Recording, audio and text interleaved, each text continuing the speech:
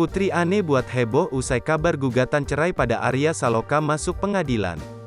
Publik kembali dihebohkan dengan isu cerai Putri Ane dan sang suami, Arya Saloka. Bahkan kabarnya, gugatan cerai yang dilayangkan Putri Ane terhadap Arya Saloka sudah masuk ke pengadilan agama. Meski demikian hingga kini, baik Arya Saloka maupun Putri Ane belum memberikan pernyataan apapun terkait isu cerai tersebut. Diketahui, kabar keretakan rumah tangga Putri Ane dan Arya Saloka memang sudah lama mencuat ke publik sejak tahun 2021. Hal itu lantaran Putri Ane dan Arya Saloka menghapus foto kebersamaan mereka di Instagram pribadi masing-masing. Meski belum lama ini diberitakan terlihat bersama dengan putra sematawayang mereka, Ibrahim. Namun kabar perceraian pasangan selebriti ini kembali mencuat ke publik.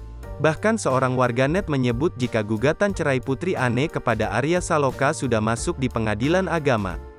Kabar perceraian itu semakin menguat setelah Putri Ane menghapus nama Saloka di belakang namanya, pada nama user di Instagramnya. Kini, wanita berusia 32 tahun tersebut lebih banyak mengunggah momen kebersamaannya dengan putra sematawayangnya di Instagram.